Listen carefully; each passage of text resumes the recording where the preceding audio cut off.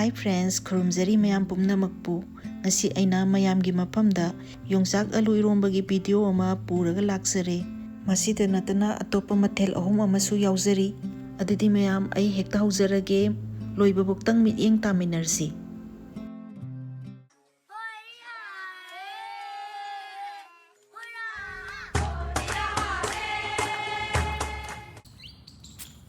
Mayam ngasi aigi Yongchak Allu Erombagi masan leijare. Aber chaibi Allu masa khara su yaure. Hawaimubi aduga loklei di akang boina sizinarani ai ngasi. Fresh di sida phangdaba maramna si hekta sizinazarage. Sida Yongchak leijare. Maru pangtong badi nate adum sizinaba yani.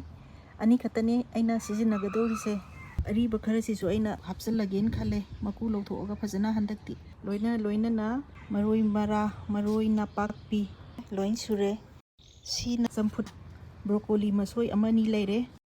Gajar khara hapsalaga dum yarani. Aduga atopa injang amana ina Ngatek Nganou thongjarake. Hamai man bisu yaure. Asina dong Ngatek Nganou gidi konarani na khali. Aduga masigi yandem sina horen aina Ngatek Nganou thongbada sizinagadoini. Mayangton khara sisu injang thongbada thak toirini. Yaingang anauba sing tezbat mana loina yaure. Nga masa thongbase Maroi napakpi buti ngaurani tilau khara su ngaurani adubu akoina manam mahanga gi ngahing se khara namdanaba sanam khara su ngaurage. Ngasi se akoi swai se no mange aduna bora sabana hena haudo mali. Irombaga bora ga diam sane aduna Mayangton Bora amasu haujarake. Hauzik injang sempa haujarage. Wain bisi maton thektalasi.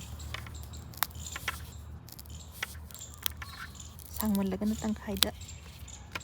mok thektatle. Piktak tawbasidi adum sangna dum hapa yani. Sidi pok lawi he kaim liba nate. Ano uba ngaktani hawain bisi. Jik loklei si ngarang di tingshalaga thamjarabani si. Kamdekpa kari kara loin fajana lawthose tu akhoi di loklei gumbasidi pak phangdabani na pulap kangalaga thamme adna sigise khara yawbasina pharani haptababudi ena makha tarakda ai Yongchak maku singse khoktokhrage sindem se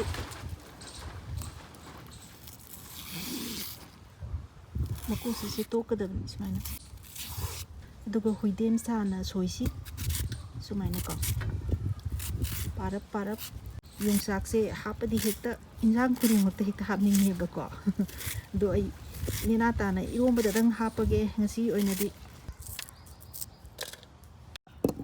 hauzik sing manau amaga yaingang manau amaga pun hekta sujaladabani singbiyo hauzik Yongchak khelage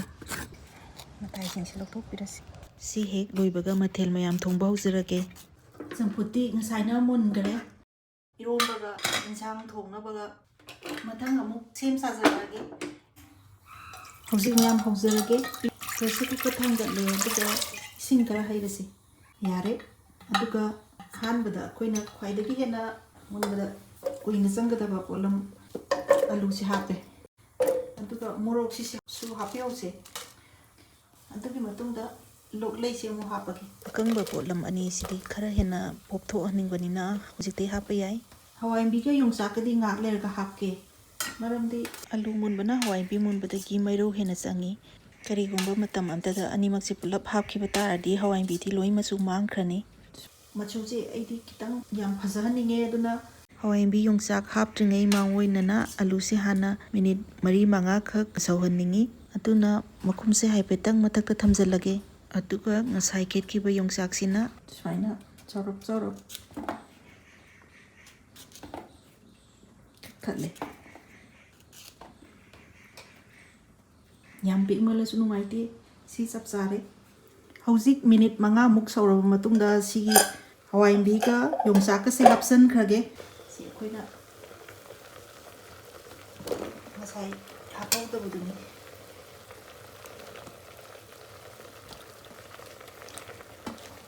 hapsan kre Ngari si khara yamna dum 13-20 rom hape aduga nga matum amasu hapsare hauzik si makum ama haipet kabuk khumjalaga pressure cooker makum khumjalage ꯋꯤꯁꯜ ꯑꯍꯨꯝꯂꯛꯇꯪ ꯀꯥꯝꯃꯒ ꯑꯗꯨꯝ ꯃꯅꯤꯟꯗ ꯑꯣꯃꯟꯗ ꯏꯁꯤꯡꯗ ꯑꯃꯨꯛ ꯌꯥꯝ ꯊꯨꯅ ꯏꯪꯊꯍꯜꯂꯒ ꯍꯩꯗꯣꯛꯀꯦꯀꯣ ꯁꯦ ꯅꯥꯀꯟꯗ ꯕꯣꯔꯥ ꯑꯃ ꯊꯥꯡꯒꯠꯀꯦ ꯑꯗꯨꯅ ꯑꯩ ꯈꯥꯡ ꯊꯥꯡꯒꯠꯂꯦ ꯅꯥꯀꯟꯗ ꯕꯣꯔꯥ ꯑꯃꯅꯤ ꯈꯛꯇ ꯍꯧꯖꯔꯛꯀꯦ ꯊꯥꯎ ꯍꯩꯖꯤꯟꯈ꯭ꯔꯦ ꯕꯣꯔꯥ ꯌꯥꯝꯕ ꯅꯠꯇꯦ ꯍꯧꯗꯣꯏꯁꯦ ꯃꯌꯥꯡꯇꯣꯟ ꯕꯣꯔꯥ ꯑꯍꯨꯝꯂꯛꯇꯤ ꯀꯥꯝꯃꯦ ꯑꯗꯨꯅ ꯃꯨꯠꯊꯠꯂꯒꯁꯦ ꯏꯁꯤꯡ ꯑꯏꯪꯕ ꯍꯩꯖꯤꯜꯂꯒ ꯃꯅꯤꯟ ꯄ꯭ꯔꯦꯁꯔꯁꯤꯡꯁꯦ ꯂꯧꯊꯣꯛꯆꯔꯒꯦ ꯉꯥꯔꯤ ꯂꯧꯊꯣꯛꯑꯦ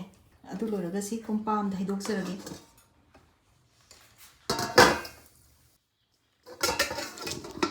ꯂꯣꯛꯂꯩ ꯃꯅꯝꯁꯦ ꯅꯨꯡꯁꯤꯈ꯭ꯔꯖꯥꯠꯅꯤ ꯀꯔꯤꯝꯇ ꯍꯦꯛ ꯃꯌꯦꯛ ꯃꯥꯡꯗꯦ ꯁꯤ ꯉꯥꯛꯇꯪ ꯏꯪꯊꯍꯟꯁꯦ ꯌꯣꯡꯆꯥꯛꯁꯤꯕꯨꯗꯤ ꯑꯩꯈꯣꯏꯅ ꯍꯦꯛ ꯍꯩꯊꯕꯒ ꯈꯣꯛꯍꯧꯕꯅ ꯐꯩ ꯅꯠꯇ ꯇꯥꯔꯗꯤ ꯍꯣꯔꯦꯟ ꯅꯞꯁꯟꯅꯗꯅ ꯃꯀꯨꯒ ꯌꯥꯝꯅ ꯈꯣꯛꯄꯗ ꯌꯥꯝ ꯋꯥꯕ ꯑꯃ ꯑꯣꯏꯒꯅꯤ ꯑꯗꯨꯅ ꯃꯁꯤ ꯁꯥꯔꯤꯉꯩꯁꯤꯗ ꯏꯁꯤꯡ ꯑꯏꯪꯕꯗ ꯈꯤꯇꯪ ꯏꯪꯊꯍꯜꯂꯒ ꯈꯣꯛꯇꯣꯛꯍꯧꯕꯅ ꯐꯩ इसिंग अइंबसिदा हुजी योंगचाकसिंगसे खनगलगा लोइनबा हापचलगे दुगा मकु खोक्तोरसे सारिङैदनिको नत तादि होरिन फरक तारक्तोइने हाइफेट इसिंगदा तिंथोबा मतुंगददि लाइरनिबा लौथोकपदा सुमाइना इराय लाइना थोलानी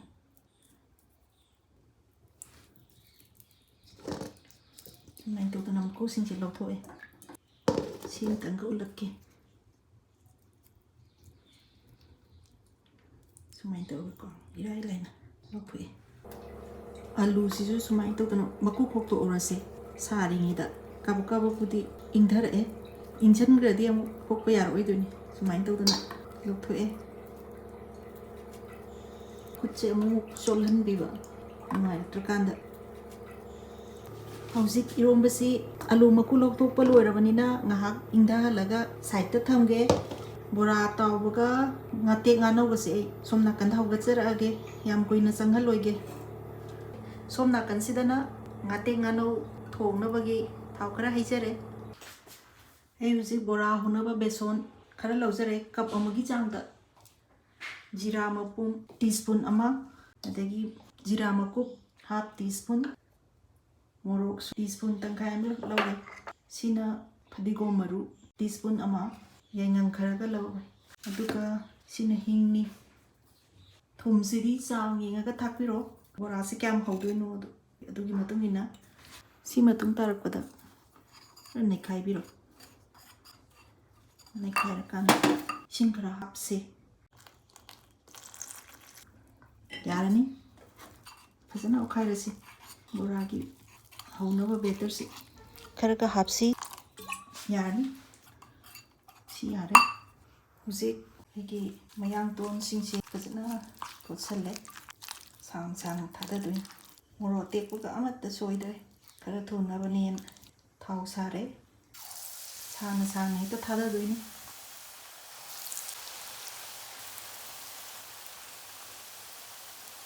बेसन अतोपसे लेमहौदोरे अदुना तिलहु मचेत अनी खक सोइजलगा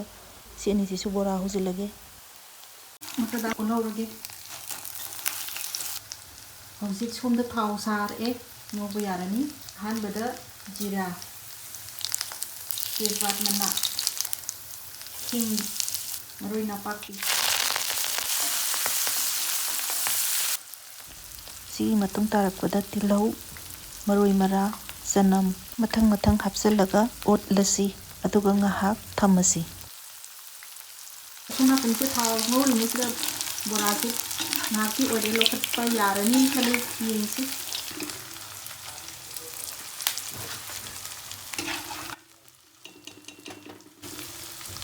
फजना मुल्ले टेम टेम लाओ सिंग हाक थमगे अदुगा इरेंजना सुना पंचे ngatek nganou थोंबसिदा माइ ओंदलए हौजिक मरु मरांग असुबा टेबल स्पून तंखाय अमा फदिगोम मरु तखाइबा टेबल स्पून तंखाय अमा सिसु हेक हौरकपदगी हौजिक फावबा लो फ्लेमदा ngakतनी थोंजरिसे मिनिट अनि अहुम ngौरबा मतुंगदा आसे हापचनले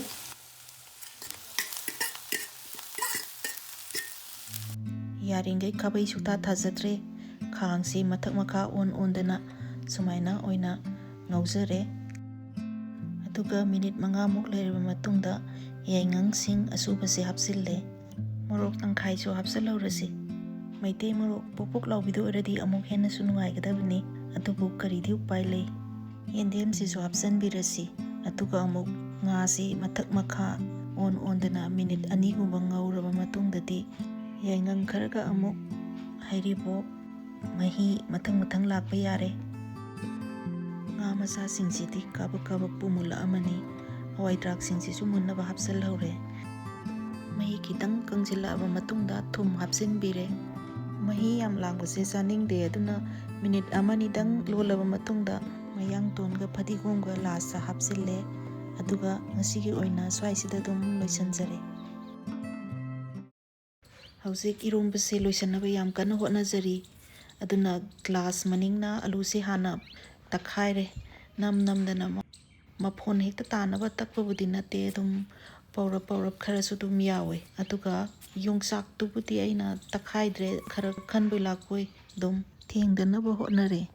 swaisida loisanba yarani aduga morok sibuna khangalaga tongana khonda amuk takhairake thumse sang ama yengaga hape ising kitang tadagi khairasi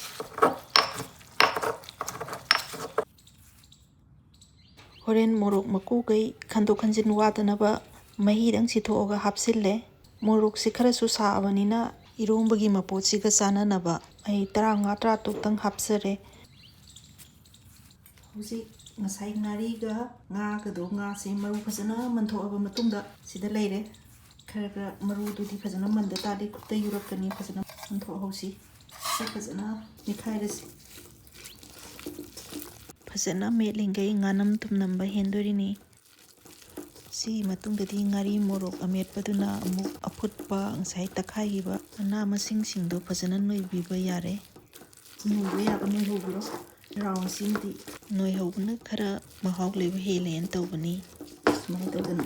first round si phajana thum morok namnaba noithokpire adu loirakanda mahi hapage makha tabasiri samba yare huji khabaina yengsi si hana yam kadagi adu si hapa matungda mai si kitanga hapke tang watau male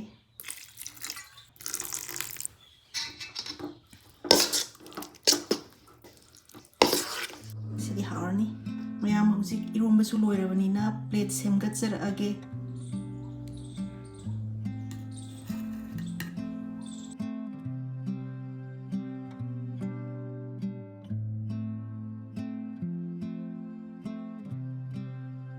lomba sidi haorani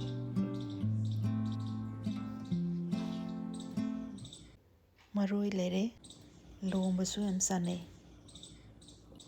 ina kotnaba hauzik mahau tangjarake